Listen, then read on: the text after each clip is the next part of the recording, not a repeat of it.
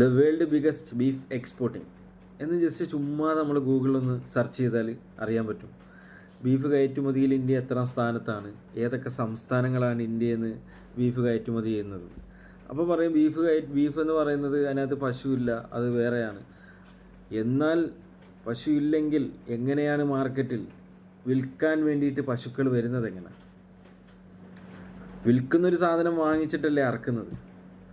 മാർക്കറ്റിൽ എങ്ങനെ വിൽക്കാൻ വേണ്ടി സാധനം വരുന്നു?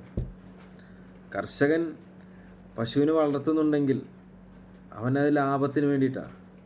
പുണ്യം കിട്ടാൻ ഒരു കർഷകനും ഒന്നും വളർത്തത്തില്ല. അവൻ ലാഭത്തിന് വേണ്ടിയിട്ടാണ് ഈ പശുവിനെ വളർത്തുന്നത്.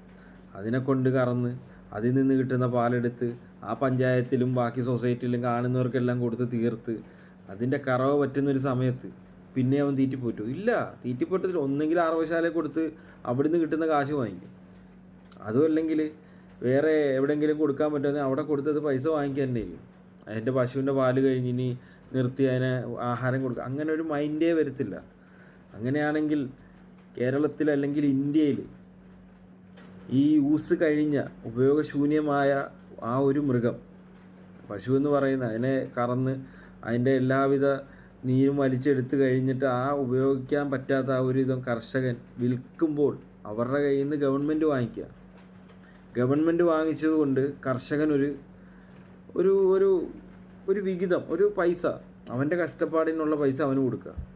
എന്നിട്ട് ഇതിനെയല്ല ഈ പശു എന്ന് പറയുന്ന ആ ഒരു മൃഗത്തിനെ വലിയൊരു ഫാം കെട്ടിയിട്ട് അതിനെ സ്നേഹിക്കുന്ന, അതിനെ ആരാധിക്കുന്ന ആൾക്കാർ അതിനെ പരിപാലിക്കുക. ദൈവത്തെ നമ്മൾ പരിപാലിക്കാനുള്ളതാണെങ്കിൽ അറവ് മാർക്കറ്റിൽ എത്തുന്നതിന് മുമ്പ് മറ്റുള്ള ഏതെങ്കിലും ഒരു ഇതിനെ കെയർ ചെയ്യാൻ വേണ്ടിയിട്ടൊരു സംവിധാനം ഒരുക്കുക. മാർക്കറ്റിൽ അവൈലബിൾ ആണ്, അതിനെ വാങ്ങിച്ചാൽ അല്ലെങ്കിൽ അതിനെ കൊണ്ടുപോയി അറുത്താൽ അവിടെ പിന്നെ ഗോവധം, അവനെ പിടിച്ച് ജയിലിലിടും. ഇപ്പോൾ തന്നെ 3 പേരെ പിടിച്ച് ജയിലിലിട്ടു, 6 ലക്ഷം രൂപ പിഴ, അങ്ങനെ ജീവപര്യന്തം തടവാണ്.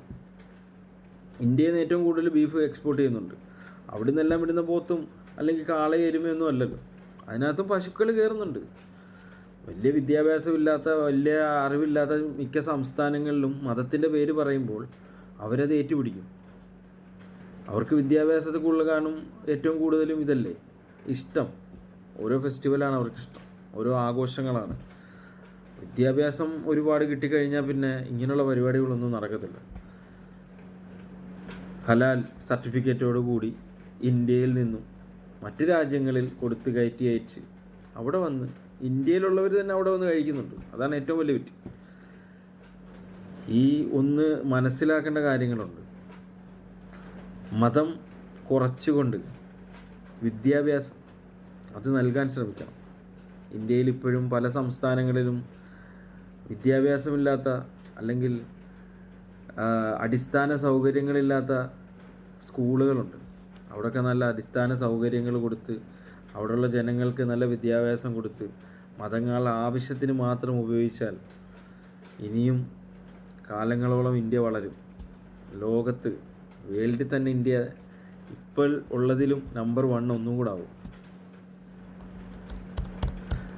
ബീഫ് എന്ന് പറഞ്ഞിട്ട് ബീഫ് ഇപ്പം ഏതെങ്കിലും ഒരു ഷോപ്പിൽ തന്നെ ബീഫ് വെച്ച് വിളമ്പിയാൽ ആ ഷോപ്പ് പൂട്ടിക്കുകയാണ്. ഇപ്പം ഹൈദരാബാദിൽ ഏതൊരു മലയാളിയുടെ കട കയറി ക്ലോസ് ചെയ്യിച്ചു. ഈ മസാലയെല്ലാം പുരട്ടി നല്ല ഫ്രൈ ആക്കി വെച്ചിരിക്കുന്ന സാധനം ബീഫ് എന്നുള്ള പേര് കൊണ്ട് മാത്രമാണ് ഒരു പ്രശ്നം ഉണ്ടാക്കുന്നത്. ചിന്തിക്കുക കുറച്ചുകൂടെ. ദൈവമാണെങ്കിൽ, നിങ്ങൾ ആരാധിക്കുന്നുണ്ടെങ്കിൽ അതിന് നിങ്ങൾ അതിൻ്റേതായിട്ടുള്ള ഒരു മേഖല ഒരുക്കുക. സുരക്ഷിതത്വമുള്ള, കർഷകൻ്റെ കാര്യം കഴിഞ്ഞ് അവൻ്റെ ഉപയോഗം കഴിഞ്ഞ് അവനിനി വേണ്ട, ഇതിനോട് ഇനി ആഹാരം കൊടുത്തിട്ട് ഇതിന് യാതൊരുവിധ ഗുണവും കർഷകന് കിട്ടത്തില്ല എന്ന് കാണുമ്പോൾ അറവുശാലയിൽ എത്തുന്നതിന് മുമ്പ് തന്നെ അതിനെ പരിപാലിക്കാൻ ഈ ദൈവം എന്ന് പറയുന്ന ആ ഒരു മൃഗത്തെ പരിപാലിക്കാൻ ഇതിൻ്റെ സംഘടനകൾ മുന്നിട്ട് വരിക. കർഷകൻ്റെ നിന്ന് ഏറ്റുവാങ്ങി അതിൻ്റെ ജീവൻ, അതിൻ്റെ സ്വന്തമായിട്ട് എൻ്റെ ജീവൻ നഷ്ടപ്പെടുന്നിടം വരെ അതിനെ പരിപാലിക്കേണ്ടതായിട്ടുള്ള ഒരു ഉത്തരവാദിത്തം അവർക്കുണ്ട്. അല്ലാത്തിടത്തോളം കാലം കർഷകൻ ഇത് മാർക്കറ്റിൽ വിൽക്കും, അവിടുന്ന് വാങ്ങിക്കുന്നവർ ഇതിനെ അറക്കും, പിന്നെ അതിൻ്റെ പുറകിന് പോയിട്ട് കാര്യങ്ങളൊന്നുമില്ല. വല്ല കാര്യമുണ്ടോ? ഒരു കാര്യമില്ല.